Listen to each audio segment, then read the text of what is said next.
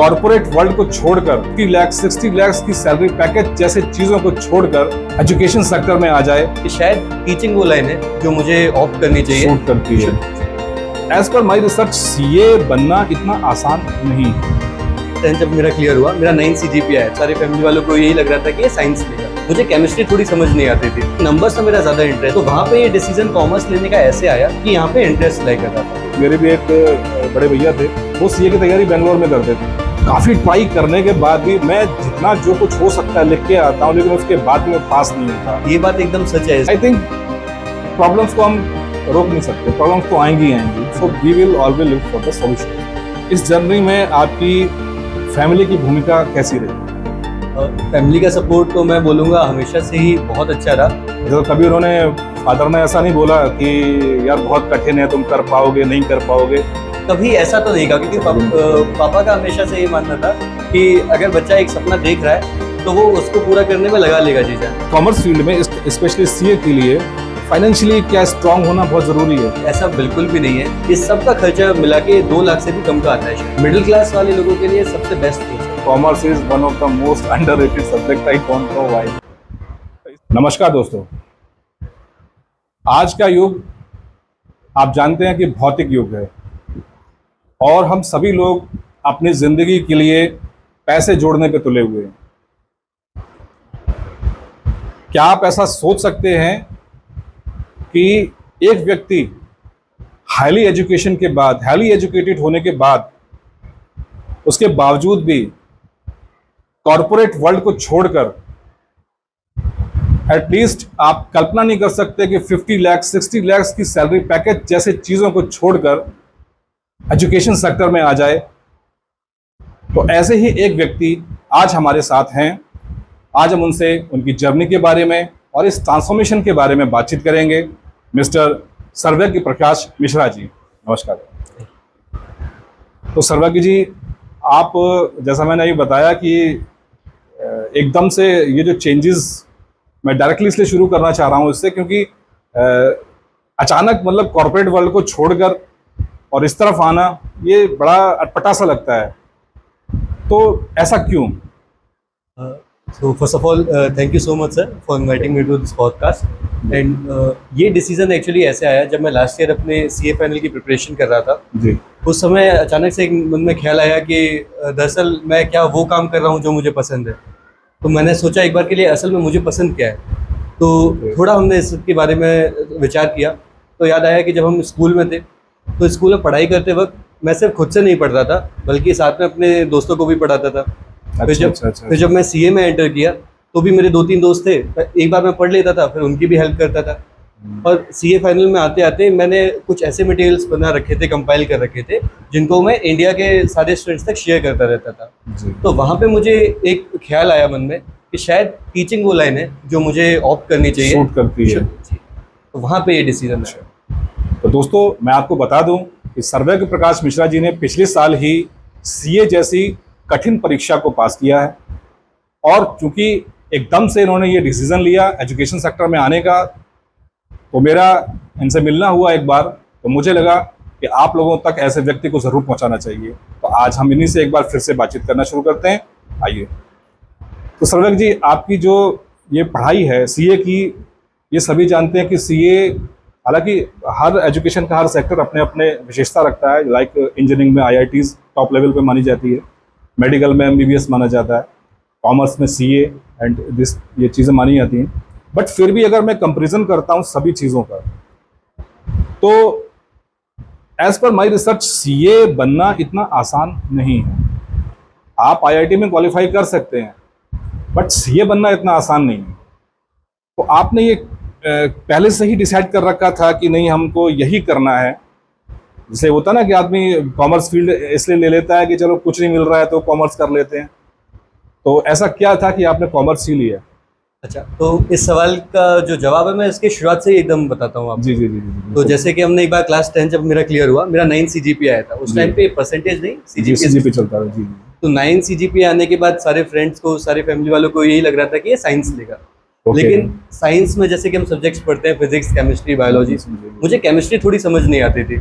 Physics ठीक ठीक थी और मतलब साइंस की तरफ थोड़ा सा इंटरेस्ट नहीं था, इतना इंटरेस्ट ही नहीं था। तो वहाँ पे मुझे लगा कि नंबर्स में मेरा ज़्यादा इंटरेस्ट है। और जब मैंने अपने सीनियर से बात करी तो उन्होंने मुझे बताया कॉमर्स एक ऐसा फील्ड है जहाँ पे अगर आपको नंबर्स में इंटरेस्ट है, बिजनेस में इंटरेस्ट है, तो आप इसको ऑप्ट कर सकते हो। आपका तो वहाँ पे ये डिसीजन कॉमर्स लेने का ऐसे आया कि ऐसे नहीं कि आसान है इसीलिए ले लेते हैं, इसीलिए क्योंकि यहाँ पे इंटरेस्ट लाई कर रहा था। इंटरेस्ट है जी नहीं, वैसे भी जिस चीज़ में इंटरेस्ट होता है तो खैर अगर उस फील्ड को लिया जाए तो आप ज़्यादा एक्सपोज कर सकते हैं, ज़्यादा एक्सपोज उसमें दे सकते हैं। जी तो finally then you became in the commerce field. जी कॉमर्स फील्ड आने के बाद ये कब आपने डिसाइड किया कि नहीं सीए ही करना है? जी। तो जैसे जब मैं 11th में आया तो ऐसा डिसाइडेड नहीं था पहले से कि सीए ही करना है। हाँ, ये सुन के रखा था कि सीए बहुत टफ कोर्स है और सीए करने वालों को बहुत इज्जत मिलती है समाज में, वो सब बातें पता थी, लेकिन डायरेक्टली वो डिसीजन नहीं लिया था। पहले हमने ये सोचा था कि हमारा जो मेन गोल है 11th और 12th में एक अच्छा परसेंटेज लाके एक बढ़िया से कॉलेज में एडमिशन लेना। तो वहाँ पे एक गोल सेट था कि मुझे 11th 12th में मन से पढ़ाई करनी है। बिल्कुल तो बिल्कुल। धीमे धीमे मैं अच्छी पढ़ाई करता गया, क्लास में टॉप आता था, तो वहाँ पे टीचर्स का एक मतलब फेवरेट स्टूडेंट माना जाता था। अच्छा वहाँ अच्छा, पे अच्छा। मेरे एक सीनियर वहाँ पे एक सीनियर थी जो कि फाउंडेशन की तैयारी कर रही थी, जो सीए का एंट्रेंस हाँ, जो इंट्रेंस एग्जामिनेशन होता है जी जी। तो उनकी मैंने एक बार बुक्स देखी, तो उसमें वही सब्जेक्ट्स थे, अकाउंट्स, इकोनॉमिक्स, लॉ और मैथमेटिक्स। मैथमेटिक्स क्योंकि मेरे पास था कॉमर्स के ऑलरेडी साथ, था ही आपके पास में जी। एक बस लॉ एडिशनल था। तो वहाँ पे एक क्यूरियोसिटी स्पार्क हुई मेरे माइंड में कि हाँ, ये सारे सब्जेक्ट्स तो वही है जो हम पढ़ रहे हैं, तो क्यों ना एक बार दे के देखा जाए, नहीं हुआ तो भी क्या ही बुराई है। सही बात वहाँ है। से एक डिसीजन आया कि हाँ, सीए करना है। सीए की तरफ सीए जाते की हैं। शुरुआत मेरी वहाँ से हुई थी। ओके। तो सर्वेक जी, इसमें जैसे जो व्यक्ति सीए करना भी चाहता है, किसी ने डिसाइड कर, हालांकि वो अपने रिसर्च करता ही है, बहुत से बच्चे ऐसे भी होते हैं जो कॉमर्स फील्ड को बिलोंग नहीं करते हैं, बट देन डिसाइड कि नहीं हमको सीए करना है। क्या डिफरेंस होता है एक नॉर्मल में और बीकॉम करने के बाद? What is the difference?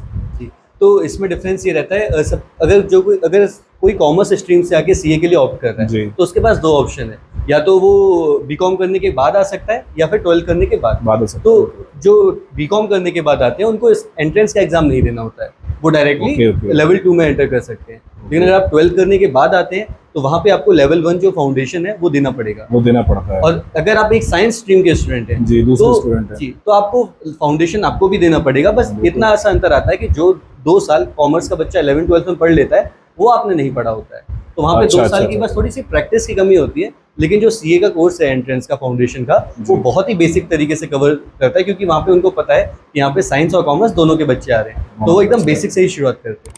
हाँ, एक तरह से कह सकते हैं कि हम उस फाउंडेशन कोर्स को करने के बाद में एलिजिबल हो जाते हैं समझने के लिए कि बेसिकली जो कॉमर्स फील्ड है वो है क्या। जी और बी कॉमर्स में ऑलरेडी पहले से होता ही है तो उनको बेनिफिट मिल जाता है। ओके।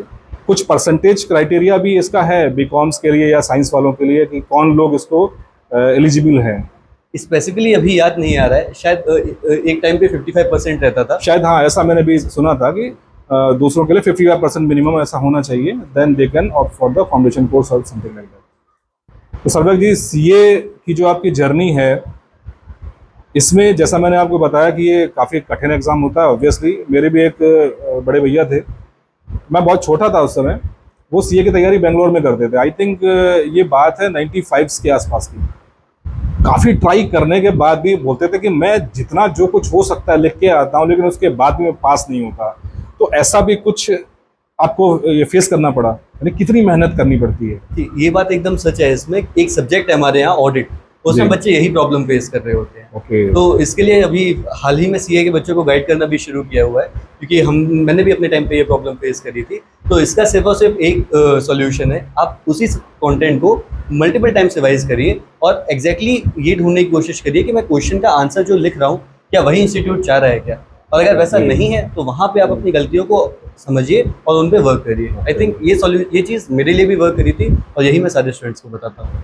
ओके। अच्छा, इसके लिए तैयारी के लिए जो आप जिस इंस्टीट्यूट में थे वहाँ पर ऑब्वियस बात है तैयारी तो पूरी कराई जाती होगी, तो जो मॉक टेस्ट वगैरह हैं उनमें भी ऐसा ही ये सब कुछ चीज़ होती थी? जी, मॉक टेस्ट में अच्छा, भी mock वो test हम पे वगैरह यही होते फोकस कराते हैं कि हाँ, आप अपनी गलतियों को ढूंढिए, क्योंकि जैसे मेरा एक सिंपल फंडा है, मैं हर एक बच्चे को बताता हूँ, हमें एग्जाम में किस चीज़ के मार्क्स मिलते हैं? सही चीज़ लिखने के। बिल्कुल। और मार्क्स कटते बिल्कुल। कब हैं? गलत चीज़ गलत चीज़ लिखने के। तो अगर आप पढ़ाई करते ही टाइम अपनी गलतियाँ समझ लेंगे तो हाँ, आप वही तो- गलतियाँ एग्जाम में नहीं करने वाले हैं। तो यही आपको आसानी हो जाएगी, बहुत आसानी हो जाएगी। सर्वेक जी, आपके जो एक जर्नी अगर देखा जाए, कैसी एक छोटी सी जगह से, मैनपुरी एक बहुत बड़ा एरिया नहीं है, और एजुकेशन के मामले में बहुत रिच नहीं है। तो हम कह सकते हैं कि बहुत पिछड़ा इलाका नहीं है, बट हाँ इतना भी आगे नहीं है लाइक आगरा है या दिल्ली है, बहुत एजुकेशन की फील्ड में बहुत आगे है। तो आपको यहाँ क्या फेस करना पड़ा एजुकेशन में, आपकी 10th की और 12th की एजुकेशन में क्या आपको फेस करना पड़ा यहाँ पर? इस पर मैं एक आपको इंटरेस्टिंग चीज़ बताता हूँ। ये एक बहुत मतलब ये अभी तक मुझे याद है, आज से 5-6 साल पुरानी बात है। मैंने यहाँ पे 12th में अपने स्कूल का टॉपर रहा, तो मुझे लगता था मुझे तो सब आता है। जब मैं दिल्ली गया, कोचिंग में पहले दिन बैठा और हमसे एक क्वेश्चन पूछा गया, मेरे 90+ % आए थे, मैं नहीं बता पाया। लेकिन वहीं जो दूसरा स्टूडेंट था जिसके सिर्फ 67% थे, उसने एकदम सही बता दिया। तो मैंने एक बार उससे बात करी कि ऐसा क्या है जो मुझे नहीं पता था और तुमको पता है, ऐसा क्या डिफरेंस है। तो वहाँ पे पता चला जब जैसे हमारी एजुकेशन में प्रॉब्लम क्या है, जो जैसे अकाउंट्स का जो बेस है वहाँ पे कॉन्सेप्चुअल कवरेज उतनी ज़्यादा नहीं थी, नहीं होती है। तो ये प्रॉब्लम्स मैंने कुछ 1-2 फेस करी थी। पहली चीज़ तो ये आई थी कॉन्सेप्चुअल कवरेज की, और सेकंड चीज़ थी गाइडेंस की। अब जैसे मैंने सीए करने का डिसीजन लिया। अब यहाँ पे पहला लेवल होता था फाउंडेशन, और फाउंडेशन एग्जाम एकदम नया आया था उस टाइम, पहले सीपीटी चलता था। हाँ सीपीटी चलता था पहले। हाँ जी, हाँ जी। तो फाउंडेशन एग्जाम एग्जैक्टली कैसा होता है, कैसे उसमें ज़्यादा से ज़्यादा स्कोर कर सकते हैं, वो यहाँ पे कोई गाइडेंस देने वाला नहीं था। तो वो मुझे बाहर जाके पता चली। तो ये जो 2-3 छोटी मोटी प्रॉब्लम्स थी वो मैंने फेस करी। इसके अलावा और जो भी प्रॉब्लम्स थी वो धीमे धीमे मैं वर्क करता गया, क्योंकि एक चीज़ मैंने सीख ली थी, अगर मैं प्रॉब्लम्स गिनने बैठूंगा तो प्रॉब्लम्स उठने वाली। सही बात है, उसका सोल्यूशन ढूंढना चाहिए कि सोल्यूशन क्या है, we will work for the solution. तो बिल्कुल सही बात है। एक इसके पहले भी एक जगह मैं गया हुआ था, तो शायद क्रिश्चियन कॉलेज है वो, मेरा वो शायद नेट पर रिलीज भी हुआ है। मैंने बच्चों को यही गाइड किया था कि always look for the solution.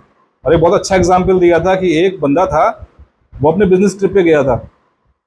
वो बंदा जाता है प्लेन में, उसका प्लेन मिस हो जाता है। वो बड़ा सोचता है कि यार तो प्लेन मिस हो गया, बिजनेस कैसे मतलब कैसे जाऊंगा वहाँ पे। फिर वो सोचता है चलो कार से चलते हैं। वो कार दौड़ाता है, अपनी एक जगह जाकर उसकी कार पंचर हो जाती है। अब वो सोचता है कि यार अब तो गए, अब तो कुछ मतलब ही नहीं है, बहुत फ्रस्ट्रेट हो जाता है। एक व्यक्ति वहीं से निकल रहा था, हुआ क्या था, उसके जो स्टेपनी चेंज कर रहा था, उसके जो बोल्ट्स होते हैं वो चूंकि पुल पे खड़ा हुआ था, तो पता नहीं कैसे ही वो टायर उसके हाथ से फिसला, तो वो बोल्ट पे गिरा, चारों बोल्ट थे वो नदी में गिर गए। अब वो बड़ा प्रॉब्लम में आ गया कि अब तो स्टेपनी कैसे लगाऊंगा मैं। तो बहुत फ्रस्ट्रेट हो गया क्या कि अब तो कुछ हो नहीं सकता है।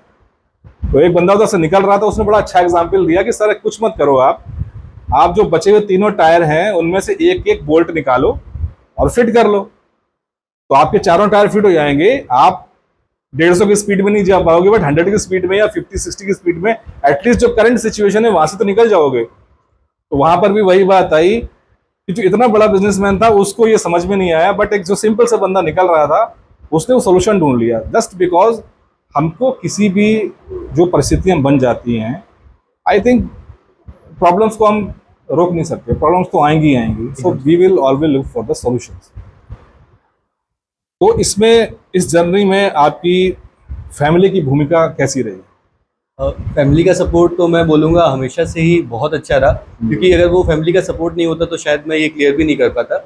मुश्किल होता है जी, मतलब फैमिली ने, जैसे मैंने बोला कि मुझे एंट्रेंस दिल्ली से प्रिपेयर करना है, तो उन्होंने मुझे दिल्ली भेजा। तो उसके बाद मुझे लगा कि नहीं, दूसरा लेवल में जयपुर अच्छी कोचिंग है, मैं वहाँ पे पढ़ूंगा तो ज़्यादा अच्छे मार्क्स आएंगे, तो मैंने वहाँ के लिए बोला, तो उन्होंने मुझे वहाँ भेजा। फिर मैंने बोला जो हमारी 3 साल की ट्रेनिंग होती है वो मैंने बेंगलोर से करने की कोशिश की, वहाँ पे मुझे मौका मिला, तो मैंने घर वालों से बोला कि क्या मैं जा सकता हूँ। तो इतना दूर होने के बावजूद भी उन्होंने मुझे परमिशन दी। तो मुझे ऐसा लगता है कि अगर उनका सपोर्ट नहीं होता तो ये शायद ये सब नहीं हो पाता। सही बात है, क्योंकि एक्चुअली क्या होता है कि फैमिली सपोर्ट एक बहुत ज़रूरी होता है। अच्छा, तो कभी उन्होंने, फादर ने ऐसा नहीं बोला कि यार बहुत कठिन है, तुम कर पाओगे नहीं कर पाओगे, ऐसा कुछ कभी ऐसा तो नहीं कहा, क्योंकि पापा का हमेशा से ये मानना था कि अगर बच्चा एक सपना देख रहा है तो वो उसको पूरा करने में लगा लेगा जी जान। अगर हम उस पर कुछ थोपेंगे तो शायद वो उतना इंटरेस्ट के साथ पाएगा। सही बात है, जो इंटरेस्ट है जी, अगर वो खुद बोल रहा है तो कर लेगा, करना चाहिए। मेरी फैमिली का पूरा सपोर्ट आपके साथ में रहा। अच्छा, एक चीज़ और इसमें आती है, इससे सवाल इसलिए पूछूंगा कि बच्चों की एक प्रॉब्लम रहती है कि बस लोग कहते हैं कोचिंग करनी है, ये करना है, वो करना है, ये सब चीज़ें हैं, तो फाइनेंस की बच्चों के साथ में थोड़ी समस्या आ जाती है। तो कॉमर्स फील्ड में स्पेशली सीए के लिए फाइनेंशियली क्या स्ट्रांग होना बहुत ज़रूरी है? जी, तो मैं ये बता दूं, ऐसा बिल्कुल भी नहीं है, बल्कि कॉमर्स में सबसे अच्छा कोर्स जो आपको आपके रिटर्न ऑन आपके इन्वेस्टमेंट पे सबसे ज़्यादा रिटर्न देता है वो सीए कोर्स ही है, क्योंकि इसमें आपसे बिल्कुल भी कोई बहुत हैवी फीस नहीं है।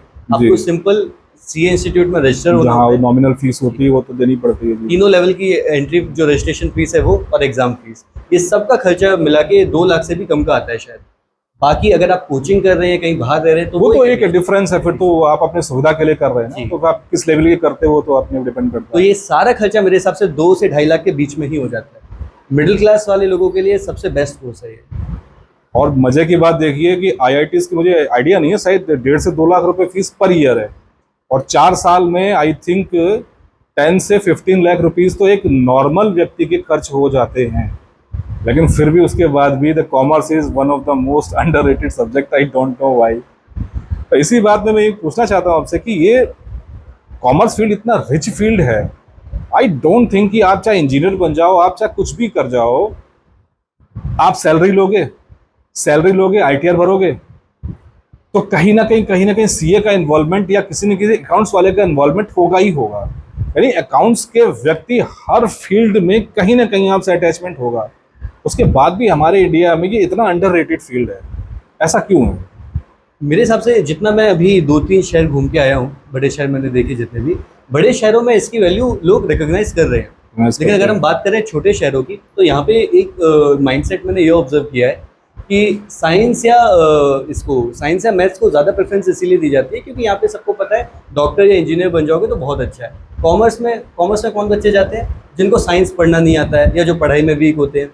इस माइंडसेट की वजह से यहाँ पे कॉमर्स को थोड़ा सा अंडररेटेड माना जाता है। एक्चुअली पहले से दिमाग में ये भर दिया जाता है कि नहीं, अगर तुम्हारा मैथ्स अच्छा है तो you should be an engineer, bio अगर अच्छी है, मैथ्स अच्छा नहीं है तो you should be A doctor, और कुछ भी नहीं है तो आप कॉमर्स ले लो। मतलब कॉमर्स को मैं सोचता हूँ शायद टीचर्स ही गाइड नहीं करते सही से, उनको भी लगता है कि यार साइंस नहीं कर पाएगा, ये मैथ्स नहीं कर पाएगा तो कॉमर्स लो, जबकि commerce is one of the most difficult field. मैं इसलिए कह सकता हूँ, ग्रेजुएशन में मेरे पास एक सब्जेक्ट था इकोनॉमिक्स का, मुझे बहुत इंटरेस्ट था इकोनॉमिक्स में, और इकोनॉमिक्स पढ़ने के बाद में फिर मैंने ये महसूस किया कि मैंने बहुत बड़ी गलती की है बैचलर ऑफ आर्ट्स करके। शायद मैं कॉमर्स लेता तो वो ज़्यादा अच्छा रहता, जबकि मैं भी इंजीनियरिंग का स्टूडेंट रहा, और पता नहीं क्यों वहाँ भी जाके मेरे को ये महसूस हुआ कोई आदमी बोलता ही नहीं इस बारे में, कॉमर्स फील्ड के बारे में जो भी है, सब टीचर्स भी बोलते हैं अरे कुछ नहीं कर पा रहे उसको कॉमर्स दे दो। कॉमर्स तो मैं बता दूं बहुत ही एक प्रैक्टिकल सब्जेक्ट है, आपको डेली रियल लाइफ में कुछ ना कुछ कॉमर्स आपको होता हुआ दिखा ही हाँ, जाएगा। वही मैं बता रहा हूँ कि आप चाहे आप सैलरीड एम्प्लॉय हो, आप बिजनेसमैन हो, आप कुछ भी ना करते हो, आप किसान हो, आप कुछ भी हो, बट कहीं ना कहीं आप किसी ना किसी अकाउंटेंट से या सीए से या फाइनेंशियली जो भी कोई ना कोई इंस्टीट्यूशन, उससे आप कहीं ना कहीं आप जरूर जुड़ोगे। एकदम से आप हिसाब किताब करोगे तो भी तो आपको बही खाता बनाना आना चाहिए, तो वो भी कॉमर्स है ना। अगर आप उसकी ट्रेनिंग लिए होगे तो आप अच्छा कर पाओगे। चलिए सर्वज्ञ जी, इसी जर्नी में कोई ऐसी घटना या कुछ ऐसा आपको याद हो जो आपका टर्निंग पॉइंट रहा हो, या आपको ऐसा लगा कि नहीं यार ये तो बहुत कठिन है, आप छोड़ देता हूँ, ठीक ऐसा तो, कुछ हुआ है? हाँ ऐसा हुआ है। मैं सीए फाइनल में एक बार फेल हुआ था। ओके।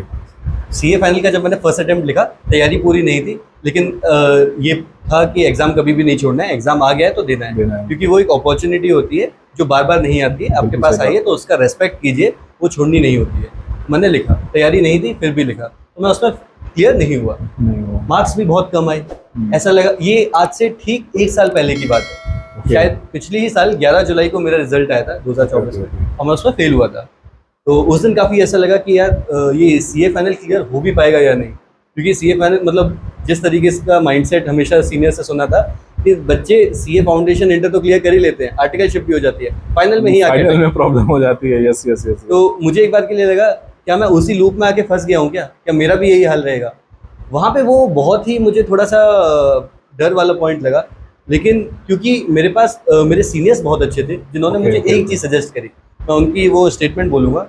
उन्होंने मुझे बस एक चीज़ बोली कि लाइफ में कभी भी डीमोटिवेट मत होना, क्योंकि अगर तुम एक बार डीमोटिवेट हो गए तो लाइफ में दोबारा कोई भी चीज़ अच्छे से कर ही नहीं पाओगे। बिल्कुल सही बात है। तो मैंने उसको एकदम अपना बेस माना और मैं दोबारा पढ़ाई में लगा। फिर जो चीज़ें मैं आज सीए वाले बच्चों को गाइड करता हूँ, मैंने उसी टाइम वो सारी चीज़ें करी, जैसे कि सेल्फ स्टडी पे बहुत ध्यान दिया। मैंने अपने 3 रूल बनाए थे उस टाइम कि मुझे अपना हमेशा 100% देना है, मुझे एग्जीक्यूशन ज़्यादा करना है प्लानिंग से, मैं प्लानिंग पहले कर लूँगा प्लानिंग सिर्फ 10% होता है, बाकी आप उसको एग्जीक्यूट कैसे एग्जीक्यूट करते कैसे करते हैं, जी बिल्कुल, वो ज़्यादा वो ज़्यादा ज़रूरी होता है। तो मैं 90% फोकस अपना एग्जीक्यूशन पे देता था, और हार्ड वर्क मैं पहले करता था और स्मार्ट वर्क बाद में, क्योंकि आजकल बच्चों के साथ क्या होता है, शॉर्टकट्स पहले वो ढूंढते हैं। पहले शॉर्टकट्स पहले ढूंढते हैं, बिल्कुल सही, फाउंडेशन क्लियर नहीं है और वो सॉल्यूशन पहले ढूंढने लगते हैं कि इसका क्या होगा, इसका क्या होगा, वो खैर एक बहुत बड़ा प्रॉब्लमेटिक एरिया हो जाता है उनके लिए। तो मैंने उस टाइम जब ये डर वाला पॉइंट था, मैंने अपने आप को ये 3 प्रॉमिस किए, और मैंने हमेशा अपने आप को बोला कि मैं ऑनेस्ट रहूंगा अपने आप से, कुछ भी सही हो जाए बात है। इन 3 रूल्स को फॉलो करूंगा। मैं पढ़ाई करते टाइम जब भी डर लगता था ना, तो मैं यहाँ पे अपने हाथ पे लिख लेता था ये सब, कि नहीं मुझे ये फॉलो करना है। करना है। तो मान सकते हैं कि हाँ, थोड़ा ऐसी पढ़ाई के लिए आपको थोड़ा सा पागल बनना पड़ता है, कि हाँ अपना पूरा जुनून लगाना पड़ेगा। उस टाइम मैंने ये किया, और वो टर्निंग पॉइंट था कि जहाँ पे मैंने एक चीज़ सीखी, पेशेंस। Patience। सफलता ये नहीं कि आज आपने चाही और कल आ गई, सही उसको बात आने में टाइम लगता है। तो अगर आप सही एक बात बार फेल हुए हैं तो उससे सीखें और उस पर काम करें, सही ये बात। टर्निंग पॉइंट था। फेल्योर तो ये तो खैर अब्दुल कलाम जी ने भी कहा था। एडिशन थे, एडिशन बल्ब बना रहे थे तो 10,000 एक्सपेरिमेंट उनके फेल हुए थे, और अगर वो बीच में अगर क्विट कर लेते तो शायद आज हम लोग यहाँ नहीं बैठे होते। जी। ये बल्ब का जो था बहुत बड़ी इन्वेंशन थी उनकी। तो ये बात सही है कि फेल्योर को कभी भी फेल्योर के रूप में लेना ठीक नहीं है। कहीं गलती हुई होगी, उस गलती को देख लेते हैं। तो जब आप का रिजल्ट आया एंड आपने देखा कि आप उसको क्लियर नहीं कर पाए, फादर मदर का क्या रिएक्शन था उस समय? जी, तो पापा हमेशा से बहुत सपोर्टिव रहे हैं। हाँ उनका खैर बस वो तो मैं जानता हूँ उनको अच्छी तरह से, वो तो उन्होंने बस कॉल बहुत पे मुझे पॉजिटिव व्यक्ति हैं। जी, तो उन्होंने मुझे बस कॉल पे यही बोला, कोई बात नहीं, अगली बार हो जाएगा। तो बस तो इतना उतना कहना ही बहुत होता है। जी, दोस्तों एक चीज़ मैं आपको बता दूं, आप भी गार्जियंस हैं, और बच्चा अगर आपका फेल होता है किसी चीज़ में, अगर वो नहीं कर पाता है, आपको उसको डांटना नहीं है। मैं अक्सर देखता हूं कि मीडियम फैमिली में ये बहुत ज़्यादा होता है। अगर बच्चा थोड़ा सा कम परसेंटेज लेके आ पाया, ये डांटना शुरू कर देते हैं, मारना शुरू कर देते हैं। ऐसा मत करिए। फेल्योर कभी भी ना तो कह के आएगी, अचानक आएगी, और उसको फेस करना सीखना चाहिए। आप एज ए गार्जियन हमेशा बच्चों को मोटिवेटेड रखिए। अगर सर्वज्ञ जी के फादर ने अगर उनको मोटिवेट ना किया होता तो एक बार क्विट करने का मन बन चुका था, ऐसा ही था। तो अगर फादर अगर बाई चांस मान लो थोड़ा कहते अरे यार ये क्या हो गया, ये कुछ है, थोड़ा सा एक बार लगता ना कि यार पापा भी कह रहे हैं छोड़ देते हैं जी, तो खैर बहुत अच्छी बात है, मैं तो क्या जानता हूँ उनको अच्छी तरह से। तो चलिए, अब आपके आज जर्नी तो मैंने सोच ली है कि अच्छा आपका ये एक्सपोजर रहा, बट एक जो सीए चार्टर्ड जो अकाउंटेंट्स होते हैं उनकी जो सैलरी पैकेज होता है या जो उनकी सेल्फ प्रैक्टिस होती है, बहुत अच्छा फाइनेंस मतलब वो अपना इंस्टीट्यूशन खड़ा कर सकते हैं। लगभग क्या पैकेज स्टार्टिंग से सैलरी का होता है सीए का? अगर आप ऑन एन एवरेज देखें, अगर आप एक बिग 4 को ज्वाइन करते हैं तो आपका इनिशियल पैकेज 9 से 11 लाख के बीच में आपको मिल सकता है। और अगर आपका सीए इंटर या सीए फाइनल में किसी में भी ऑल इंडिया रैंक आया है, या फिर आपकी आर्टिकलशिप अच्छी जगह से हुई है, ट्रेनिंग आपने अच्छी जगह से करी है, तो उसकी वजह से थोड़ा बढ़ के 11 से 20 लाख के बीच में भी आपका वो रेंज करेगा। अच्छा रेंज करता है। और अच्छा, तो आपकी जो सीए की जर्नी थी, इस जर्नी में आप मुझे इंस्टीट्यूशंस के नाम बताएंगे, कैसे कैसे, मतलब कौन कौन से इंस्टीट्यूशन से आपने क्या क्या किया है? जी, तो मैंने सबसे पहले सीए फाउंडेशन आता है, तो उसमें तो मैंने सबसे पहले रजिस्ट्रेशन किया आईसीआई के साथ, क्योंकि वही एक इंस्टीट्यूट है जो हमारा रजिस्ट्रेशन भी कराती है और हमारा एग्जाम भी कराती है। और आप एक बार स्टूडेंट बन के मेंबर बन जाएंगे तो वो भी सारा काम देखती है। जी। उसके बाद हमको अगर हमारा मन होता है कि अगर हमें कोचिंग करनी है, यानी कोचिंग मैंने दिल्ली में करी थी। इसके बाद मैंने फाउंडेशन की कोचिंग दिल्ली में करी थी, ओके। इंटरमीडिएट की कोचिंग मैंने करी थी जयपुर में, और फाइनल की कोचिंग मैंने ऑनलाइन कर ली थी, क्योंकि तब कोविड के बाद सब कुछ चीज़ें हम लोग को ऑनलाइन ही बिल्कुल मिली बिल्कुल, थी। सब ऑनलाइन ही थी। और क्योंकि फाइनल में हम लोग को 3 साल की ट्रेनिंग भी करनी होती है, तो प्रैक्टिकली पॉसिबल नहीं होता है कि आप पूरे दिन भर ऑफिस के बाद एक प्रॉपर जगह 3 घंटे जाके बैठ के पढ़ सकें। बिल्कुल क्योंकि मैं बेंगलोर में था तो वहाँ पे इंग्लिश टीचर्स ज़्यादा थे, हिंदी टीचर्स नहीं थे, तो इस वजह से मैंने ऑनलाइन क्लास ली थी। अच्छा, एक चीज़ मैंने और सुनी है कि वर्ल्ड में काफ़ी सारे इंस्टीट्यूशन में से कुछ ही इंस्टीट्यूशंस हैं जहाँ पे जाने का एक सपना होता है, तो आपने भी शायद ऐसे किसी इंस्टीट्यूट से आप उसके मेंबर रहे हैं, वो कौन सा इंस्टीट्यूट है वो?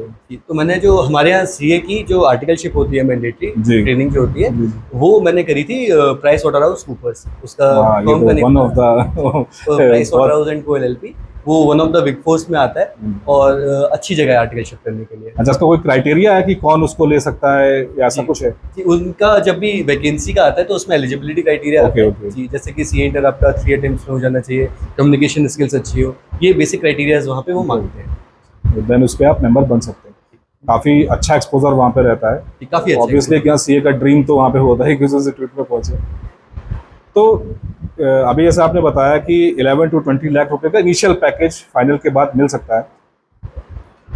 तो इतना अच्छा एक्सपोजर छोड़ के और सारा वर्ल्ड छोड़ के आप इतना अच्छा मेंबरशिप में रहे, उसके बाद भी ये इधर आने का मन बना। थोड़ा आपने शुरुआत में बताया था, लेकिन मैं चाहूँगा थोड़ा डिटेल में आप बताइए, ये एजुकेशन सेक्टर में आने का मन आपने क्यों बनाया? क्योंकि इसमें तो इंडिया में स्पेशली बहुत अच्छा कोई एक्सपोजर है भी नहीं, ऐसा क्यों? जी, तो जब मैं अपना सीए फाइनल फर्स्ट अटेम्प्ट नहीं क्लियर कर पाया था और मैं सेकंड अटेम्प्ट की अपनी तैयारी कर रहा था, सेकंड अटेम्प्ट मेरा था नवंबर में और मुझे बीच में अगस्त सितंबर अक्टूबर 3 मंथ्स का लीव मिला हुआ था उधर। तो मैं तैयारी कर रहा था, एक दिन रैंडमली ही मेरे दिमाग में थॉट आया कि मैं पसंद क्या करता हूँ, क्योंकि कभी ना कभी आप अपने आप से एक सवाल तो करते हैं, मुझे क्या काम करने में बहुत अच्छा लगता है। लगेगा। मैंने बहुत सारी मैंने एक लिस्ट ली और मैंने मतलब 5-6 आइटम्स लिखे कि मैं क्या कर रहा हूँ, मुझे पसंद है क्या। फिर एक आइटम आया कि मैं पढ़ाना चाहता हूँ क्या। जी, जी, जी। और फिर मैंने ऑब्जर्व किया कि मैं पिछले 4-5 साल में मैंने ऐसा कुछ काम किया है क्या, और जब मैंने किया तो मुझे कितना अच्छा लगा। तो उस साइकोलॉजिकल सेटिस्फेक्शन को जब मैंने वहाँ देखा, उसके बाद मैं इस फील्ड में आया।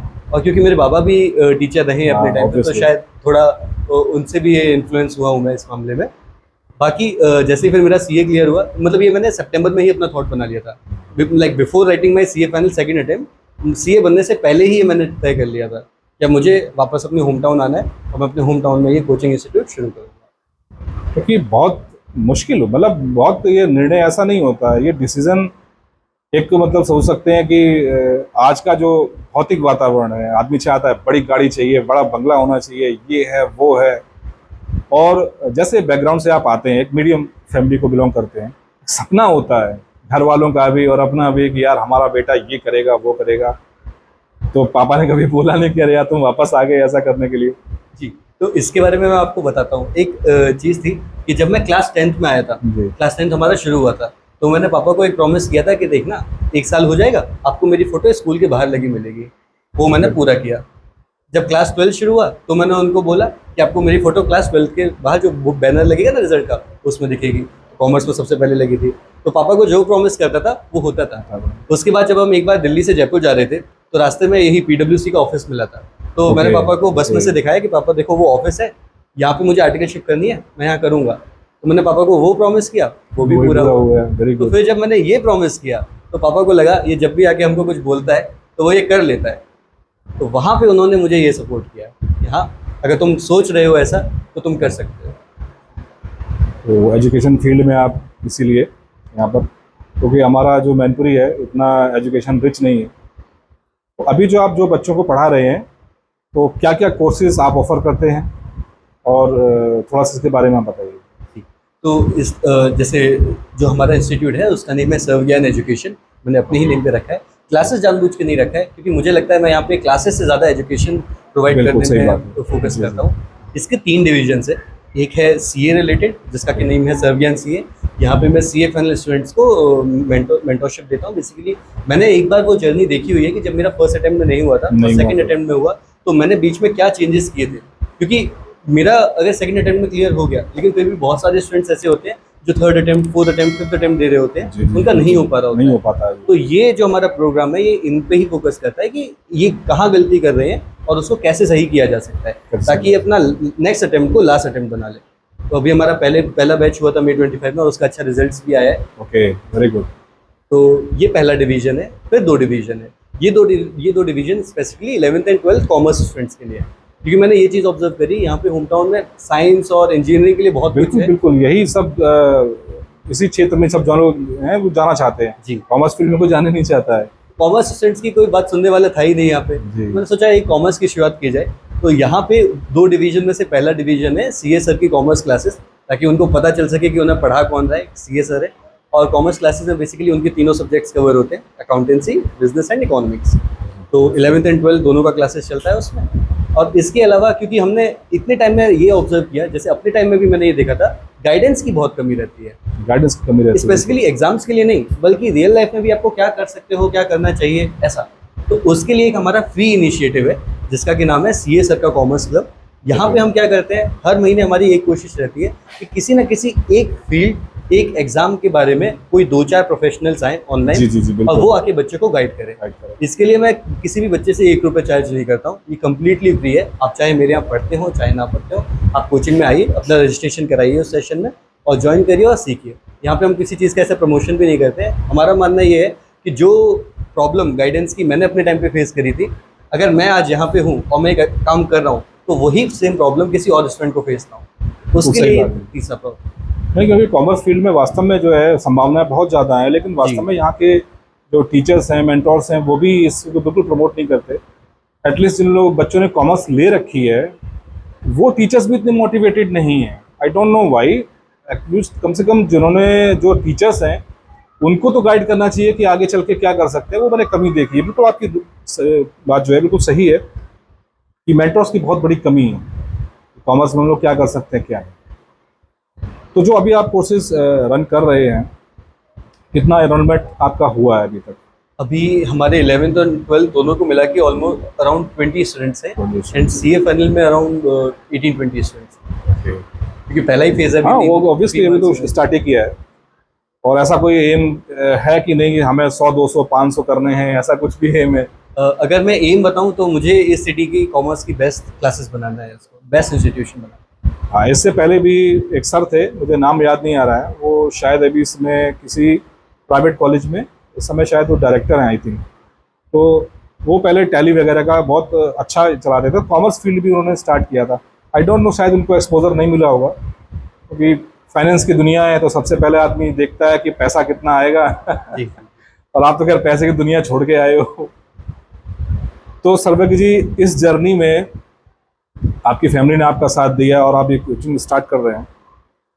अभी बच्चों की जो मेन समस्या है, अगर हम इसी को छोड़ दें, मेंटरशिप को छोड़ दें, इसके अलावा और क्या प्रॉब्लम्स फेस करनी पड़ती हैं? तो बच्चे को एक्चुअली मैंने एक प्रॉब्लम जो फेस करी है, वो सब्जेक्ट पढ़ रहा होता है लेकिन उस सब्जेक्ट को पढ़ने के पीछे रीज़न क्या है उसको वही नहीं पता होता है। एग्जैक्टली। ये एक बहुत बड़ी प्रॉब्लम है। तो मैं सब बच्चों को यही सजेस्ट करता हूँ, आप उस सब्जेक्ट को थोड़ा सा इंटरेस्टिंग बनाइए। या तो आप खुद से नहीं बना सकते तो आप अपने टीचर से उसके बारे में सजेशन दीजिए, उनसे पूछिए कि इस सब्जेक्ट को आगे अगर मैं पढ़ रहा हूँ, आप किसी भी चीज़ को करते हैं तो उसके पीछे कोई रीज़न होता है ना। तो अगर आप मान लीजिए आज आप अकाउंट्स पढ़ रहे हैं तो आपको पता होना चाहिए ना, ये अकाउंट्स पढ़ के मुझे प्रैक्टिकली कैसे काम क्या करना है। बिल्कुल, आप काम मत करिए, आप देखिए तो कि काम कैसे हो रहा है एक बार। तो जब भी हम क्लासेस में अकाउंट्स पढ़ाते हैं तो पहले हम सीधा मान लीजिए रिलायंस का एग्जांपल लेते हैं, हम रिलायंस की पूरी बैलेंस शीट दिखाते हैं, ये जो आप अकाउंट्स पढ़ रहे हो ये आगे चल के आपको वहाँ काम आएगा। तो इस तरीके से बच्चा अगर इंटरेस्ट क्रिएट नहीं कर पा रहा है, वो प्रॉब्लम होती है, तो वहाँ पे वर्क करना चाहिए। बिल्कुल। तो आप इसके लिए क्या करते हैं अपने क्लासेस में, थोड़ा सा सब्जेक्ट को इंटरेस्टिंग बनाने के लिए? क्योंकि अगर हम एक सेम ढर्रे पे चलेंगे तो एक तरह से क्लासेस हो जाती है, तो बोरिंग सी क्लासेस हो जाती है। तो इंटरेस्टिंग बनाने के लिए आप क्या करते हैं? इंटरेस्टिंग, जैसे कि अभी मैंने बताया, जैसे बच्चे पहली क्लास में पढ़ रहे थे कि अकाउंट्स का बेसिक क्या है, मैंने उनको बोला 1 मिनट आप रखो।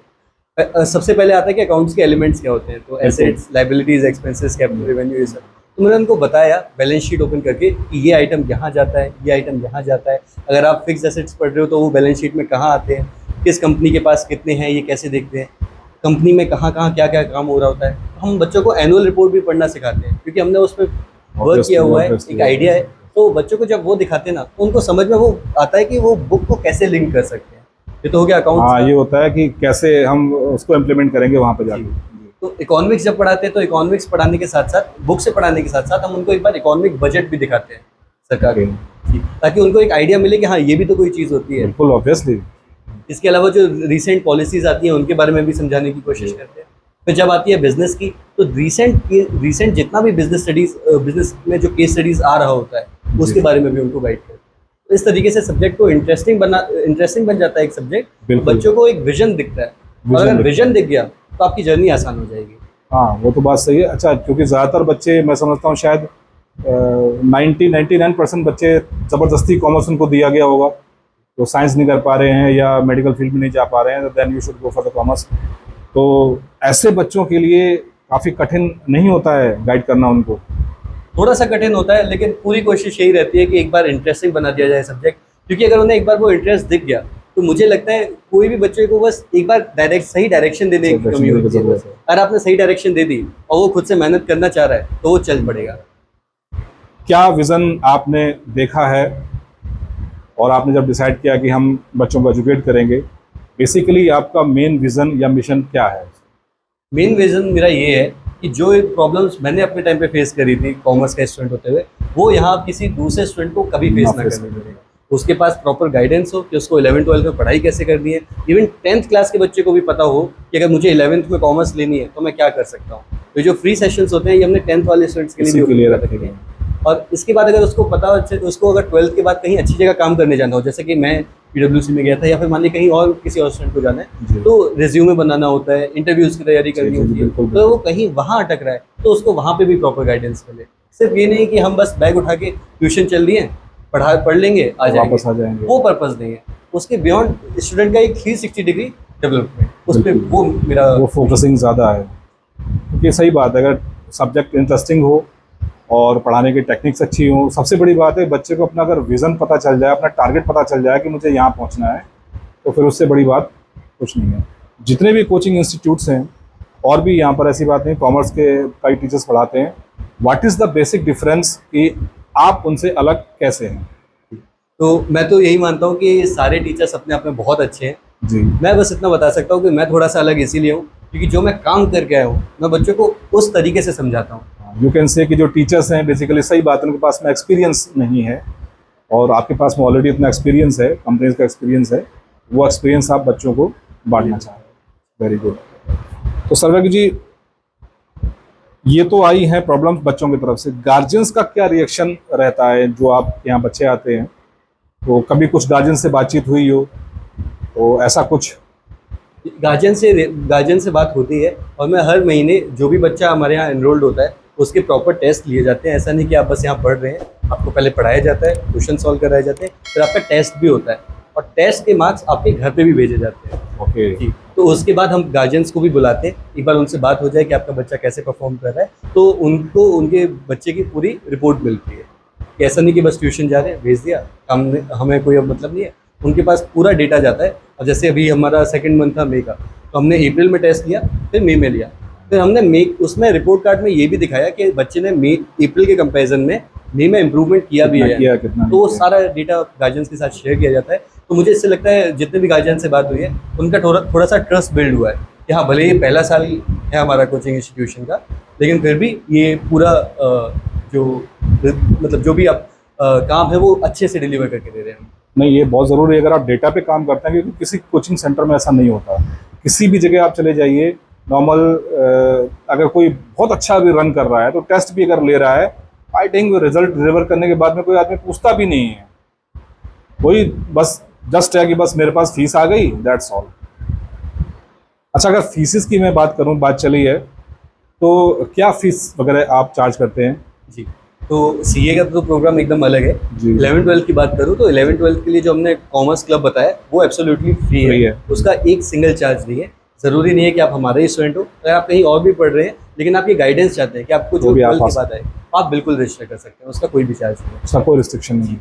तो जो हमारा और जो दूसरा डिवीजन है जो हमारी क्लासेस है, ऑब्वियसली उसमें हमारी बहुत एनर्जी जाती है, हमारा टाइम जाता है। सही बात है, पूरा स्ट्रक्चर लगा हुआ है और बहुत बड़ा प्लानिंग होती है, हर चीज़ होती है, एजुकेशनल एड्स हैं, बहुत सारी चीज़ें हैं, तो वहाँ पे वो हमको पेड रखना पड़ता है। उसकी फीस आती है 1799 फॉर 1 मंथ, उसमें आपके तीनों सब्जेक्ट्स कवर होते हैं। हाँ, तो बहुत ज़्यादा भी नहीं है इतनी भी ज़्यादा नहीं कह सकते कि नो, इट्स फीस हमने वही रखी है जो शायद जब मैं अपने टाइम पे जो फीस पे करता था मैंने वही फीस रखी हुई है। नहीं, ज़रूरी है एक्चुअली। देखिए, किसी भी इंस्टीट्यूट को रन करना है तो फिर वही बात आ जाती है, अगर रन करना है तो उसके एक्सपेंसेस कहाँ से निकालेंगे, अपने एक्सपेंसेस कहाँ से निकालेंगे, तो वो ज़रूरी है। तो फीस पूछने का सिर्फ एक मात्र यही रीज़न था, एक नॉमिनल फीस आपने रखी है, कोई बहुत ज़्यादा नहीं है। अच्छा, इस जर्नी में कैसा आपको महसूस होगा जब आपके पास में एक सूचना मिलेगी कि एक बच्चे ने CA कंप्लीट कर लिया, फाइनल कर लिया, हाउ विल यू फील? ये जो सवाल है मेरे हिसाब से इसका सही जवाब तो आज से 5-6 साल बाद बात ही मिलेगा। मिल पाएगा, सही बात है। तो सच में अभी कैसे व्यक्त करूँ बता समझ में नहीं आ रहा है। लेकिन हाँ, बहुत ज़्यादा खुशी होगी क्योंकि हाँ, इसका कहीं न कहीं मुझे एक छोटा-सा मुझे सैंपल मिला है कि जब अभी हमारा जो मेंटरशिप वाला बैच था, जी। जब उसमें बच्चों ने क्वालीफाई किया, तो उससे बहुत खुशी हुई थी क्योंकि एक बच्चे का मेरे पास कॉल भी आया था। उसने मुझे एक बात ये बोली कि जो मैं पिछले 2 अटेम्प्ट दे रहा था, उसमें मैंने पिछले 2 अटेम्प्ट दिए और जो मैंने इस बार 3rd अटेम्प्ट दिया, उनमें कुछ बहुत ज़्यादा डिफरेंस नहीं था। सिर्फ़ एक ही डिफरेंस था, वो थी आपकी गाइडेंस। तो जब उसने इतनी बात बोली, तो वो सुन के मुझे बहुत खुशी हुई कि अच्छा हाँ, लगा कि जो हम समझा रहे हैं, वो एक बच्चे के काम में आ रहा है। हाँ, एटलीस्ट जो डिलीवर हो रहा है वो वहाँ तक पहुँच रहा है। अच्छा, गार्जियंस की जो प्रतिक्रिया है वो अभी तो खैर आना शुरू हुई होगी धीरे धीरे करके, और जैसे जैसे इंस्टीट्यूट पुराना होता चला जाएगा वैसे वैसे आप फेस करेंगे। तो थोड़ा सा अगर मैं आपकी निजी ज़िंदगी के बारे में आई मीन टू से, कैसे मैनेज करते हैं आप टाइमिंग्स को, क्योंकि इधर आपको ध्यान तो बहुत ज़्यादा देना पड़ रहा होगा, तो कैसे मैनेज होता है फिर? ये मैंने सीए से ही सीखा है। तो जब हम Okay. सीए फाइनल में थे तो हमें अपनी ट्रेनिंग के साथ अपनी फाइनल की पढ़ाई करनी होती है। ये एक टर्म है जो बहुत सारे लोगों ने सुन रखा होगा, वर्क लाइफ बैलेंस। यस तो यस जब हम सीए फाइनल में थे तो मेरे लिए वर्क लाइफ बैलेंस नहीं था, ये मेरे लिए था वर्क स्टडीज बैलेंस, ताकि मैं अपनी स्टडी कर पाऊँ 2-3 घंटे और बाकी टाइम काम कर लूँ। अभी मेरे लिए वर्क लाइफ बैलेंस नहीं रहा है, मेरे लिए वर्क बैलेंस बन चुका है। Yes yes yes. तो मैंने अपने इसी काम को ही अपनी ज़िंदगी में मान लिया है। अभी शुरुआत के 2-3 साल के लिए तो एटलीस्ट, कि जब भी अगर आप अपने कंधे पे एक ज़िम्मेदारी लेके चलते हैं, तो मुझे लगता है आपको उसमें पूरी तरीके से लगना पड़ता है, क्योंकि अगर आप पूरी तरीके से नहीं लगेंगे, तो और कोई कैसे आप में बिलीव कैसे कर सकते, सही बात है। यहाँ पे अभी मेरा पर्सनल लाइफ मैं मानूंगा कि बहुत ही कम है। मतलब बहुत ही कम अभी मैं दोस्तों के साथ घूमना या ऐसा फैमिली के साथ, हाँ, इस चीज़ का मैं पूरा ध्यान रखता हूँ कि जो मेरा ब्रेकफास्ट है, लंच है, डिनर है, उनमें से एटलीस्ट दो टाइम्स तो मैं फैमिली के साथ अपना कर रहा हूँ, क्योंकि मुझे ऐसा लगता है फैमिली एकदम बहुत ज़्यादा इंपॉर्टेंट है। अगर आप दिन भर काम करने के बाद फैमिली के लिए भी टाइम नहीं निकाल पा रहे तो उस काम की कोई वैल्यू नहीं नहीं है, बिल्कुल सही है। तो बात मैं है। ये मेक श्योर ज़रूर करता हूँ, लेकिन हाँ, बाकी टाइम सिर्फ वर्क चल रहा है। अच्छा, इस बीच में थोड़ा बहुत वर्कआउट के लिए भी टाइम निकालते हैं, जिम वगैरह के लिए या कुछ इस तरह का? कोशिश कर रहा हूँ। अच्छा अच्छा, क्योंकि एक्चुअली क्या है कि आजकल मैं ये चीज़ देख रहा हूँ कि वर्क जो ज़्यादा है, चाहे बच्चों के ऊपर पढ़ाई का भी लोड है, प्रोफेशनल्स पर जो है काफ़ी लोड है, तो थोड़ा लाइफ का बैलेंस बड़ा गड़बड़ हो गया है। मुझे लगता है कि थोड़ा सा वर्कआउट भी ज़रूरी है। ये एक सीरियस इशू है और सच में Serious ये issue है। एकदम सही बात है। और होना भी चाहिए, थोड़ा बहुत अपने लिए समय निकालना है, बहुत ज़रूरी है। एटलीस्ट आधे घंटे 1 घंटे वर्कआउट करना चाहिए, थोड़ा बहुत समय निकल जाता है उसके लिए भी। हाँ, मैं डेली बेसिस पे 1 या लाइक 1 और 1.5 आवर्स मैं वॉक तो ज़रूर करता हूँ। अगर अब मैं फ़ोन में दिखाऊंगा आपको, शायद उसमें 5000 स्टेप्स मेरे मॉर्निंग के हो गए थे। वेरी तो मैं गुड। एक चीज़ मेक श्योर करता हूँ कि मेरे डेली बेसिस पे 10,000 स्टेप्स तो हो रहे हैं। वर्क लाइफ बैलेंस मतलब ये आपका सही चल रहा है, प्लानिंग के हिसाब से बेसिक तरीके से मैनेज कर पा रहा हूँ। कर रहे हैं। सर्वेक जी, इतना सब कुछ करने के बाद में आप एकदम से एजुकेशन फील्ड में आ गए, घर से आपका खैर पूरा सपोर्ट है ही है, एक जो विजन आप लेके चल रहे हैं कि ऐसा करना है आगे चल के, इस जो इंस्टीट्यूट आप रन कर रहे हैं, इसका बेसिक जो कह सकते हो कि फ्यूचर है, कैसा देखते हैं आप आगे? फ्यूचर की बात कहें तो मैं ऑनेस्टली बताऊंगा, मैं अभी बहुत 5-6 साल का आगे लेके मैंने सोचा नहीं है। मेरा बस ये है कि अगर मैं शॉर्ट टर्म गोल्स रख के चलता हूँ। ऑब्वियसली एक लॉन्ग टर्म गोल दिमाग में होना चाहिए। वो ये है कि इसको इस सिटी का तो बेस्ट इंस्टीट्यूट बनाना है, ताकि कोई भी कॉमर्स का बच्चा ऐसा ना कह सके कि हमको गाइडेंस अवेलेबल नहीं मिल है। पाएगा। गाइडेंस तो हमने पूरी कंप्लीटली फ्री रखी हुई है कि आप कभी भी वो आपको लैक ना हो। तो लॉन्ग टर्म गोल ये है कि यहाँ का एक भी कॉमर्स का बच्चा कभी भी नॉलेज के अभाव में ना रहे। शॉर्ट टर्म गोल ये है कि अगर मैं इस 1 साल पढ़ा रहा हूँ तो इसका एक अच्छा रिजल्ट है। अच्छा, इसके अलावा आपने और भी टीचर्स को हायर कर रखा है क्या, या आप अभी स्वयं ही पढ़ाते हैं, खुद ही पढ़ाते नहीं, हैं? क्योंकि ये पहला साल है तो मैं पूरी तरीके से अभी अपने आप को ही ऑब्जर्व कर रहा हूँ इसमें, और ये तीनों सब्जेक्ट्स अभी मैं ही पढ़ा रहा हूँ। और फ्यूचर अगर आगे बढ़ता है तो आप देखेंगे कि कुछ टीचर्स को रखा जा सकता है? कि एक्सपेंशन तो Expansion ज़्यादा अगर स्टाफ होता है। मांगता ही है, तो वहाँ पे बिल्कुल सोचेंगे। ज़रूरत है। तो सर्वेक जी, ये तो रही आप इंस्टीट्यूशन की बात, वर्क बैलेंस वगैरह सब कुछ है। आप कैसा महसूस करेंगे जब दूसरों को आप देखते हैं? देखिए, मैं बहुत अजीब बात करने जा रहा हूँ। ऑब्वियसली आप दूसरे सीएस को देखेंगे तो बड़ी गाड़ी में चलते हैं, बड़ा बंगला बना रखा है। अब जैसे हमारे ऑनरेबल मिस्टर राजीव कमल जी हैं, वेरी बिग सीए, बहुत बड़े वो हैं, वो तो प्राइम मिनिस्टर के उसमें भी रह चुके हैं। तो आप कंपेयर करेंगे तो कभी आपको ऐसा नहीं लगेगा कि मेरी ज़िंदगी भी ऐसी हो सकती थी? और जी, तो यहाँ पे मेरा मानना है कि कंपैरिजन में बिलीव नहीं करना चाहिए। यस जिस चीज़ को करने में आपको साइकोलॉजिकल सेटिस्फेक्शन पूरा मिल रहा है, तो वो आपको करना पूरी चाहिए। तरीके से उसी पे फोकस करना चाहिए, क्योंकि कंपैरिजन आखिरी में आपको सुख कभी नहीं देने वाला है, और बहुत ज़्यादा चांसेस है कि वो आपको दुख ही देके जाए। अच्छा, एक क्वेश्चन मैं अक्सर मैं अपने पॉडकास्ट में ज़रूर पूछता हूँ, इन सारी चीज़ों में आप अध्यात्म को कैसे देखते हैं? मैं ये नहीं कहता हूँ कि मैं कर्म कांडों की बात कभी नहीं करता, मैं इसका हमेशा विरोधी रहा हूँ, बट एक होता ना आस्था, एक उसके बारे में आपको क्या कहना है? मैं यहाँ पे बोलूँगा कि ये अध्यात्म हर इंसान में थोड़ा थोड़ा तो होना चाहिए, क्योंकि देखिए दो चीज़ें होती हैं। अगर आप कोई काम करने जा रहे हैं, अगर आप अध्यात्म से जुड़े होंगे ना थोड़ा सा, तो आपको हमेशा पता होगा ये सही है या गलत है। तो आपको सही अपना बात है। दिमाग बहुत नहीं लगाना पड़ेगा कि मुझे ये करना चाहिए, ये करना चाहिए। अध्यात्म आपको उस रास्ते से लेते हुए जाता है कि हाँ ये गलत है तो ये नहीं करना है। तो अध्यात्म हर एक में थोड़ा होना चाहिए, होना और चाहिए। जितना बेसिक से बेसिक हो सकता है हम वो पूरी तरीके से जुड़े रहने की कोशिश करें। हाँ, वो ज़रूरी नहीं है, आप ईश्वर को मानते हैं नहीं मानते हैं, that is a different thing, मैं उसकी बात भी नहीं करता, वो आदमी का अपना पर्सनल वो है। अध्यात्म से मेरा सिर्फ इतना मतलब है, बहुत अच्छी बुक्स हमारे साहित्य में लिखी गई हैं, क्योंकि मैं भी पढ़ता रहता हूँ, ऐसी बात नहीं है, और ऑब्वियसली हमारे जो शास्त्र हैं, हमारी जो पुरानी चीज़ें हैं, उनसे ऑब्वियसली गाइडेंस मिलती है।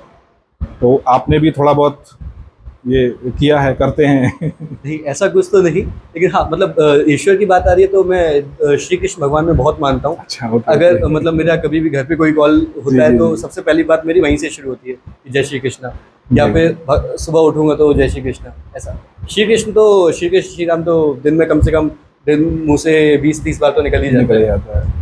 नहीं, खैर वो कोई वो नहीं है, बहुत से लोग ऐसे होते हैं जो लोग नास्तिक टाइप के होते हैं, बट मैं ऐसा मानता हूँ, जो व्यक्ति ये क्वेश्चन करता है ना, जिसने अगर ईश्वर की सत्ता में अगर क्वेश्चन किया है, तो मुझे लगता है उससे बड़ा आस्तिक कोई नहीं है, क्योंकि उसने क्वेश्चन तो किया एटलीस्ट कि ईश्वर क्या है। ईश्वर ने हमको बनाया ही इसीलिए है कि हम क्वेश्चंस कर पाएँ। हमारी तार्किक शक्ति अगर अच्छी नहीं है, तो मुझे नहीं लगता कि आगे क्षेत्र में हम आगे ज़्यादा बढ़ पाएंगे। एनीवे, ऐसा कोई विशेष वो नहीं था, जस्ट ऐसे पूछा मैंने। तो सर्वज्ञ जी, इस लाइफ बैलेंस के बीच में आपने इंस्टीट्यूट भी स्टार्ट किया, सब कुछ स्टार्ट किया, भौतिक चीज़ों की ज़्यादा चाह फिलहाल आपके अंदर फिलहाल नहीं फिलहाल है। नहीं है। फिलहाल नहीं है। तो फैमिली को कैसे बैलेंस कर रहे हैं? मतलब अब फैमिली अभी सपोर्टिव है, फादर मदर अभी सपोर्ट करते हैं, या और कुछ? अभी तो हम अपना मैनेज हो जा रहा है। अगर बहुत ही सरल सरल शब्दों में बोलना चाहूँ तो अभी सब मैनेज हो जा रहा है। सब कुछ ठीक चल रहा है। तो आजकल के जो बच्चे हैं, मैं देखता हूँ कि ज़्यादातर पढ़ाई की तरफ झुकाव कम है, सोशल मीडिया की तरफ झुकाव बहुत ज़्यादा है। तो क्या कहना चाहेंगे आप कि अगर सोशल मीडिया जो आजकल है, वो ठीक है या गलत है? यहाँ पे मैं आपको एक कॉन्सेप्ट से समझाने की कोशिश करता हूँ। कल ही एक क्लास ले रहा था तो उसमें इकोनॉमिक एक्टिविटी की एग्जांपल दे रहे थे, तो उसमें एग्जांपल आए थे प्रोडक्शन और कंजम्पशन। तो मैं बच्चों को हमेशा इसी तरीके से समझाता हूँ। अगर आप दिन भर सोशल मीडिया पे हो तो आप अल्टीमेटली क्या कर रहे हो, प्रोडक्शन या कंजम्पशन? आप कंजम्पशन कर रहे हो। और कंजम्पशन यस, अगर यस। कंजम्पशन करोगे आप बुक्स का, नॉलेज का, वो आपको प्रोडक्शन तक लेके जाने में मदद करेगी। प्रोडक्शन क्या कि कहीं आप जॉब कर रहे हो तो आप वहाँ पे अपनी सर्विसेज दे पाओगे। अगर आप सीए करके प्रोफेशन एक प्रैक्टिस खोलते हो तो वहाँ पे आप अपनी सर्विसेज दे पाओगे। मतलब आप कुछ अच्छा काम कर पाओगे, आप कुछ रेवेन्यू जनरेट कर पाओगे। वो नॉलेज और बुक्स काम करेगी तो अगर उनका कंजम्पशन करते हो। लेकिन अगर आप कंजम्पशन कर रहे हो सोशल मीडिया का बहुत ज़्यादा, और अगर आप उससे जुड़े हुए नहीं हो, मतलब आपका कोई सोशल मीडिया पे काम ही नहीं है, बस आप उसको नॉर्मली फ़ोन चला रहे हो, टाइम पास कर रहे हो, वो आपको कहीं लेके नहीं जाने वाला है। वो अल्टीमेटली आपका टाइम किल कर रहा है। मेरा ये मानना है कि अगर आप एक स्टूडेंट हैं और आपका सोशल मीडिया पे कोई काम नहीं चल रहा है, जैसे अगर मेरा मैं बताऊँ, मेरा एक इंस्टीट्यूट है तो मुझे बहुत सारे पोस्ट करने रहते हैं उसके लिए, बिल्कुल तो सही इस बात तरीके है। से मेरे काम में आ रहा है। लेकिन अगर वहीं जब मैं सीए फाइनल में था और मेरा सिर्फ एक ही गोल था कि सीए फाइनल की पढ़ाई करना है, तो वहाँ पे तो मेरा कोई कोई, हाँ, नहीं सही था। बात है, ज़रूरत ही नहीं है। जी, तो ऐसे टाइम पे या तो आप सोशल मीडिया को बंद करें, उससे एकदम दूर रहें, या फिर अगर आप चला रहे हैं तो आप बहुत ही समझदारी से चलाएं। आप दिन में 15-20 मिनट चला लें कि हाँ मुझे एक आइडिया मिल गया, कि हाँ या मुझे थोड़ा एंटरटेनमेंट मिल गया, तो उसको कम्प्लीटली अपनी पहचान ना बना लें कि मैं 2-3 घंटा वहीं पे रहने वाला हूँ। हाँ, मैं देखता हूँ कि आजकल वो रील्स का बहुत ज़्यादा ज़माना चल रहा है इंस्टाग्राम पे। आप ताज्जुब करोगे, मेरा तो आज तक इंस्टाग्राम पे अकाउंट नहीं है, ट्विटर पे मेरा अकाउंट ही नहीं है, फेसबुक पे मैंने अकाउंट बनाया था तो अपने इसी चैनल की वजह से बनाया। तो सोशल मीडिया पे बिल्कुल ज़्यादा रिच हूँ नहीं। यूट्यूब पर भी आप चूँकि क्योंकि पॉडकास्ट वगैरह रिलीज़ करने होते हैं तो उसकी टेक्नोलॉजी के बारे में यही सब वगैरह देखता रहता हूँ। यूट्यूब एक ऐसा प्लेटफॉर्म है जो बहुत ही बड़ा वास्ट है। और नॉलेज से लेकर इसमें बिगड़ने से लेकर बनने तक के सारे कंटेंट मौजूद हैं और फ्री ऑफ कॉस्ट है, सबके लिए है। क्या कहना चाहेंगे उन बच्चों के लिए जो सुबह से लेकर शाम तक रील्स बनाने में ज़्यादा विश्वास रखते हैं? अगर वो रील्स आप ऐसे बना रहे हैं कि महीने में 1 बार 2 बार कि हाँ कुछ एंटरटेनमेंट हो गया, वो चलता है। अगर आप हफ्ते में ही 2-3 बना रहे हैं और उसका आपका कोई विजन नहीं है कि मुझे इसी फील्ड में जाना है, क्या ये बस मैं एंटरटेनमेंट के लिए कर रहा हूँ, दोस्तों को दिखाने के लिए कर रहा हूँ, तो वो एक बात के लिए गलत है। आप वहाँ पे बस अपना समय बर्बाद कर रहे हैं। लेकिन कुछ बच्चे होते हैं जिनका कम्युनिकेशन स्किल बहुत अच्छा होता है, जो इसी फील्ड में जाना चाहते हैं, अगर उसको समझदारी के साथ अपनी पढ़ाई के साथ उसको लेके चलते हैं तो वो एक अच्छा तरीका है। लेकिन हाँ, आपके अंदर इतनी समझदारी होनी चाहिए कि आप उस डायरेक्शन में जाना चाहते हैं या नहीं जाना चाहिए। अगर जाना चाहते हैं तो उसको उसके बारे में भी बुक्स हैं, आप उसको अच्छे से समझिए, उसे प्रोफेशनली पढ़िए। लेकिन ये ना हो कि हम बीच मझदार में रह गए, ना हम पढ़ाई कर पा रहे हैं, ना इधर रह पाए ना उधर रह पाए। अच्छा, ज़्यादातर मैं देखता हूँ कि आजकल फॉलोअर्स बढ़ा लिए, हालांकि इंस्टाग्राम है, यूट्यूब है, ये पे भी करते हैं, आई थिंक एड्स वगैरह के लिए मोनेटाइजेशन हो जाता है तो पे करते हैं। ज़्यादातर मैं समझता हूँ शायद 80-90% लोग बस यही करने आते हैं कि मुझे पैसा कमाना है। तो आपने किस तरह से इस चीज़ को देखा है? मैं इसलिए सोशल मीडिया की बात इसलिए कर रहा हूँ क्योंकि आजकल ये बहुत ज़्यादा चलन में है और हर बंदा, हर बच्चा जो है कोई रील बना रहा है। मतलब कुछ नहीं, कहीं जा रहे हैं तो बस उसने कैमरा ऑन कर लिया, रील बना दिया। हो सकता है शायद वो पॉपुलर भी हो जाए, हो सकता है शायद उसको रेवेन्यू मिलने भी लगे, लेकिन फ्यूचर क्या है इस चीज़ का? तो जैसे कि मैं इस फील्ड से बहुत ज़्यादा जुड़ा नहीं हूँ, तो मैं दूसरों के, जो मैंने अभी तक दूसरों के एक्सपीरियंस से समझे, मैं उसी से ही बताऊँगा कि अगर आपका विजन है कि हाँ अगर मैं कॉमेडी बहुत अच्छी करता हूँ तो आप पहले शुरू कर लीजिए।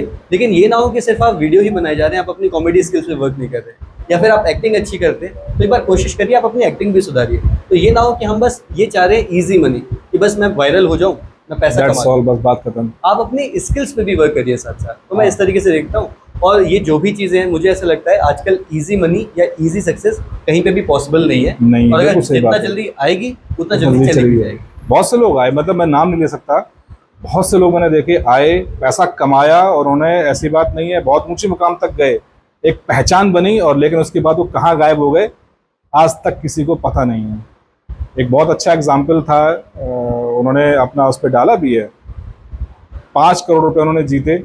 बहुत कौन बनेगा करोड़पति एक सीरियल आता है सोनी पे, तो उन्होंने 5 करोड़ रुपए जीते, शायद 1-1.5 करोड़ का टैक्स चला गया होगा। उसके बाद भी बेचारा आज भी बंदा वो जॉब कर रहा है। इतना कुछ करने के बावजूद भी आज भी वो उसी लेवल पे वापस आ गया जहां से चला था। तो ये एक बहुत बड़ा इफेक्ट है सोशल मीडिया का कि अगर आपको उठाता है तो गिराने में ज़्यादा देर नहीं लगेगी। तो यही चीज़ मेरा भी कहना है कि मैं भी जाता रहता हूँ, देखता रहता हूँ, यही मेरा भी कहना रहता है, अगर आपको कोई स्किल आती है तो आप उसको आगे बढ़ाकर, अगर आप सोशल मीडिया का यूज़ कर रहे हैं तो सो फॉर सो गुड, वरना बंद कर दो, कोई फ़ायदा नहीं है। हो सकता है एक बार लोग आपको जान जाएं और हो सकता है दूसरी बार आपको कहें कि अरे यार ये तो वही है। एनीवे, तो बच्चों के लिए जो सोशल मीडिया है, ये एक तरह का, क्या कह सकते हैं, जहर है या वरदान है? दोनों है। अल्टीमेटली डिपेंड करता है आप उसको किस तरीके से यूज करना चाहते हैं। जैसे मैं जिन बच्चों को पढ़ाता हूँ, मतलब मैंने देखा है, एक बच्चा सिर्फ 10 मिनट 20 मिनट के लिए जाएगा। जैसे मैंने एक बच्चे से पूछा आप करते क्या हो, आप फ्री टाइम में करते हो? फिर हम कार्टून देख लेते हैं बस खुश होने के लिए। और चलो ठीक है, लेकिन होमवर्क पूरा रखता है। लेकिन एक बच्चे का मैंने फ़ोन देखा तो वो 4-5 घंटे गेम ही खेल रहा है या सोशल मीडिया चला रहा है। तो वहाँ पे वो उसके लिए थोड़ा सा वो प्रॉब्लमेटिक एरिया है। जैसे वहाँ पे उसने ये किया तो मैंने उसे समझाया ये ऐसे नहीं करना है। अगले दिन वो गेम अनइंस्टॉल हुआ और उसने नहीं खेला और अगले दिन से होमवर्क करके लाने लगा। तो यहाँ पे ज़रूरी ये भी है कि अगर आप, जैसे अगर आप टीचर हो या अगर आप गार्जियन हो, तो आप बच्चे को एक बार देखो, अगर गलती कर रहा है तो आप उसको सुधारो भी। ये नहीं कि डांट रहे हैं, समझ लिया, उसको प्यार से समझाइए कि हाँ ये गलत है। तो जब मैंने उसको समझाया, उसने सही रास्ता पकड़ा और अपना समय से काम करके लाने लगा। ये तरीका। अच्छा, गार्जियंस की जो समस्याएं रहती हैं, एक तो हमारे यहाँ पे आप देख रहे होंगे कि गार्जियन भी बहुत ज़्यादा एजुकेटेड नहीं है, मीडियम फैमिली से बहुत कम हैं लोग। तो गार्जियन से आपका इंटरेक्शन जब होता है तो गार्जियंस को भी आप ये बात बताते हैं बच्चों के बारे में?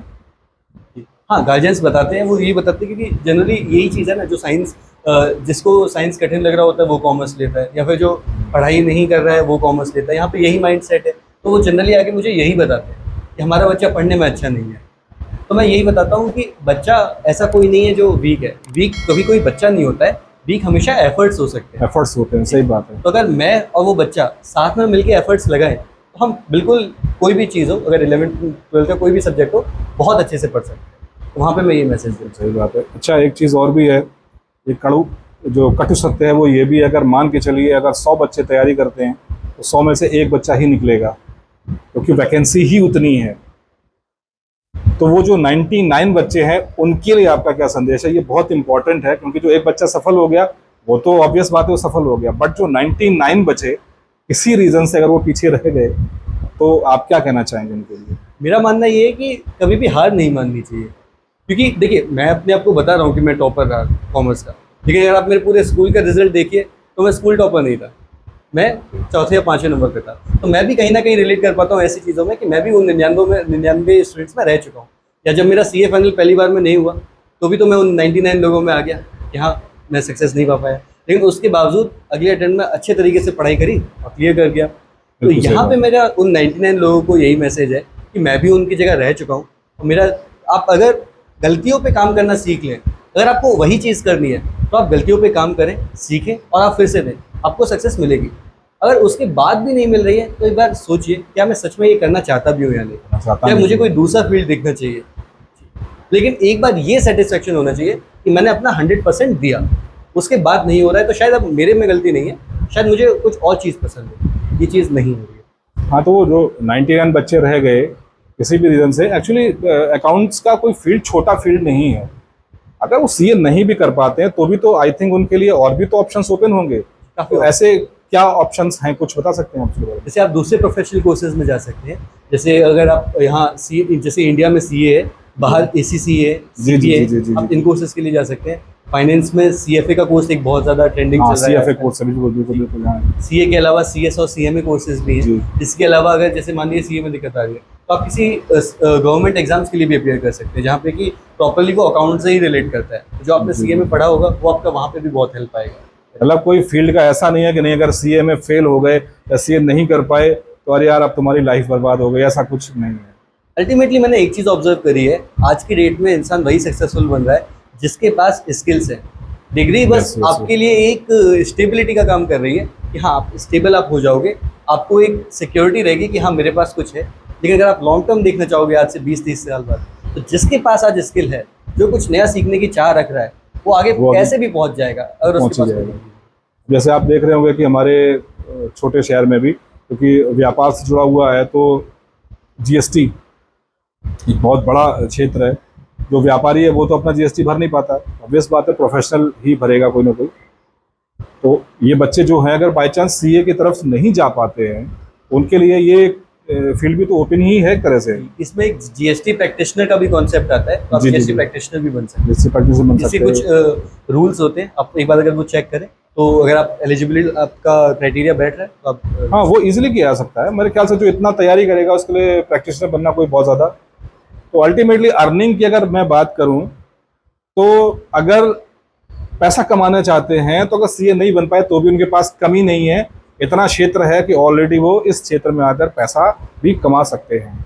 सबसे अच्छी बात CA में ये होती है कि आपको इंटरमीडिएट क्लियर करने के बाद 2 साल, पहले हमारे टाइम पे 3 साल की ट्रेनिंग होती थी, अभी उसको रिड्यूस करके 2 साल कर दिया गया है। ओके। आपको CA फाइनल एग्जाम्स लिखने से पहले आपकी 2 साल की ट्रेनिंग खत्म करनी होती है। तो वो 2 साल की ट्रेनिंग आपको इतना रेडी कर देती है फ्यूचर के लिए कि आप उन 2 साल में काम अच्छे से सीख लेते हो।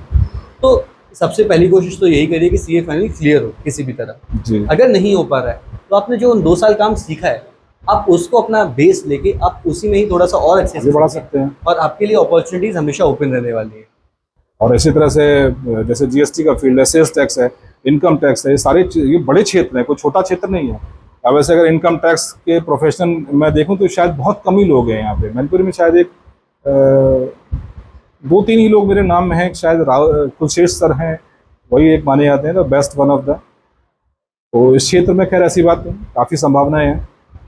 सर्वज्ञ जी, आपने आकर आज जो बच्चों को गाइडलाइंस दी हैं, मैं भी यही कहूँगा कि कॉमर्स फील्ड बिल्कुल भी अंडररेटेड भले ही हो, बट बिल्कुल भी ऐसा नहीं है कि फील्ड खराब है। अपने आप में बहुत सारी अपॉर्चुनिटीज है। बहुत सारी अपॉर्चुनिटीज इसमें भी हैं, इंजीनियरिंग और मेडिकल की तरह इसमें भी अपॉर्चुनिटीज़ हैं। और ऐसा नहीं है कि पैसा नहीं कमा सकते, पैसा भी कमा सकते हैं, इज्जत भी कमा सकते हैं, सारे फील्ड ओपन हैं, डिपेंड करता है आपके ऊपर। तो सर्वक जी, आपने अपने कीमती समय में से आज हमारे लिए ये समय निकाला, इसके लिए मैं बहुत बहुत शुक्रिया करता हूँ। और दोस्तों, जैसा कि आपने देखा कि इतना सब कुछ करने के बावजूद भी, क्योंकि उनका मन था कि मैं बच्चों को एजुकेट करूं, जो समस्याएं बच्चों के सामने आई हैं वो उनके सामने आई हैं, वो आपके सामने ना रहें। और वो इतना बड़ा पैकेज, इतना बड़ा भौतिक फील्ड छोड़कर और यहाँ पर आ गए। तो आप समझ सकते हैं कि उनकी जर्नी कैसी रही, और उनसे आप मोटिवेट होकर आप अपना जीवन आगे बढ़ाएं। इन्हीं शब्दों के साथ मैं आज का पॉडकास्ट मैं यहीं ख़त्म करता हूं, और इसी तरह के वीडियोस आते रहेंगे, और ऐसे ही किसी एक अगली हस्ती से हम मिलेंगे अगले वीडियो में। तब तक के लिए नमस्कार।